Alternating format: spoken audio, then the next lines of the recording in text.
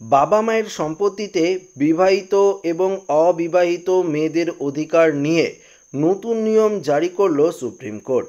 তো সুপ্রিম কোর্টের তরফ থেকে কি নতুন নিয়ম জারি করা হয়েছে, আসুন আপনাদেরকে এই ভিডিওটিতে একদম ডিটেলসেই জানিয়ে দেই। তো অবশ্যই ভিডিওটিতে আপনারা প্রত্যেকেই প্রথম থেকেই শেষ পর্যন্ত সঙ্গে থাকবেন। সম্পত্তির বিরোধ প্রায়ই কেবল পিতা ও পুত্রের মধ্যে নয়, বরং পিতা ও কন্যা এবং ভাই ও বোনেদের মধ্যে ঘটে। বেশিরভাগ মানুষই জানেন না কোন সম্পত্তিতে কার কি অধিকার রয়েছে, অর্থাৎ বোন ভাইয়ের সম্পত্তির অধিকার নিয়ে অনেকেই জানে না। তার জন্যই কিন্তু এই বিবাদ বা ঝগড়া লেগে থাকে। এবার সম্পত্তির অর্থাৎ বাবার সম্পত্তিতে ছেলে ও মেয়ের যে অধিকার, সেই নিয়ে বড় রায় দিল সুপ্রিম কোর্ট। তো সুপ্রিম কোর্টের তরফ থেকে কি রায় দিয়েছে এই ভিডিওটিতে আপনাদেরকে অবশ্যই পরিষ্কারভাবে জানিয়ে দেব। তো একটু ধৈর্য সহকারে আপনারা দেখুন। সুপ্রিম কোর্ট মাদ্রাজ হাইকোর্টের একটি মামলা ছিল যে তার বাবার সম্পত্তিতে মেয়ের অধিকার সম্পর্কিত ছিল। অর্থাৎ এতে তামিলনাড়ুর এক মহিলা তার সম্পত্তির অধিকার নিয়ে একটি আবেদন করেছিলেন। আবেদনটি নিষ্পত্তি করে সুপ্রিম কোর্টের সর্বোচ্চ আদালতের সম্পত্তির অধিকার অর্থাৎ দুই বিচারকের একটি বেঞ্চ 51 পৃষ্ঠায় একটি ঐতিহাসিক রায় কিন্তু দিয়েছে।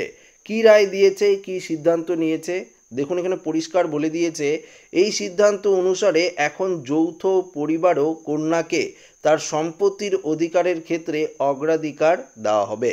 অর্থাৎ সুপ্রিম কোর্টের রায়ে আরও বলা হয়েছে যদি কোনো ব্যক্তি যৌথ পরিবারে মারা যান, তাহলে তার ভাইয়ের ছেলেদের পরিবর্তে তার মেয়ে তার সম্পত্তিতে অগ্রাধিকার পাবে। যদি সম্পত্তির বিভাজন হিন্দু উত্তরাধিকার আইন 1956 বাস্তবায়নের আগে হয়, তাহলে একই নিয়ম কিন্তু প্রযোজ্য হবে।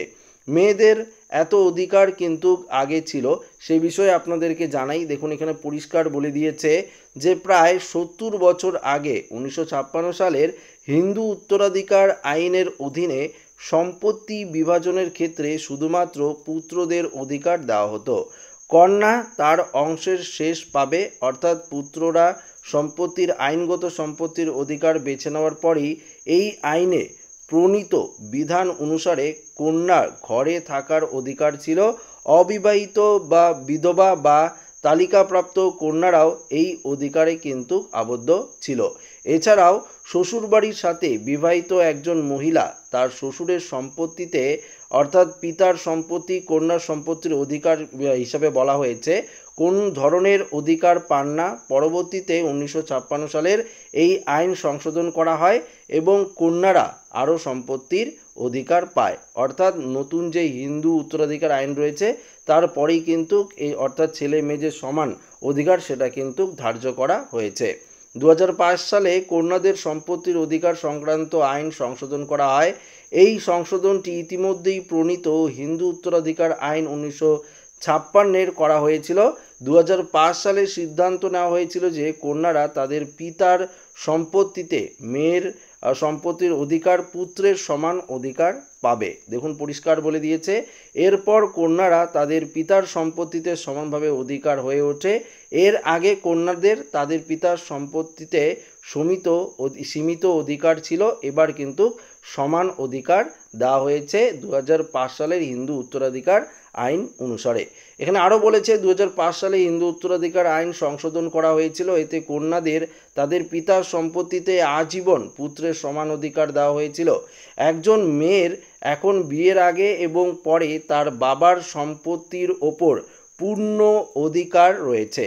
আগে একজন কন্যার সম্পত্তির অধিকার কেবল ততক্ষণ পর্যন্ত পাওয়ার বিধান ছিল যতক্ষণ তার বাবা বেঁচে ছিলেন এবং এই অধিকার কিন্তু সীমিত ছিল। অর্থাৎ আইন সংশোধনের আগে যদি বাবা মারা যান তাহলে মেয়ে সম্পত্তির অধিকার পাবে না। তো বুঝতেই পারলেন পরিষ্কারভাবে যে 2005 সালে নতুন যে হিন্দু উত্তরাধিকার আইন করা হয়েছে সেই আইনের অধীনে এবার ছেলে মেয়ে সমান অধিকার পাবে, বিয়ের আগে বা পরে হোক বাবার সম্পত্তিতে কিন্তু সমান অধিকার পাবে, এমনটাই কিন্তু নতুন আইনে বলা হয়েছে। এটাই সুপ্রিম কোর্ট রায় দিয়েছে, যেটা আপনাদেরকে বলে দিলাম। তো ভিডিওটি ভালো লাগলে লাইক করবেন, বন্ধুদের সাথে শেয়ার করবেন, নতুন থাকলে চ্যানেলটিকে সাবস্ক্রাইব করে নেবেন। ধন্যবাদ।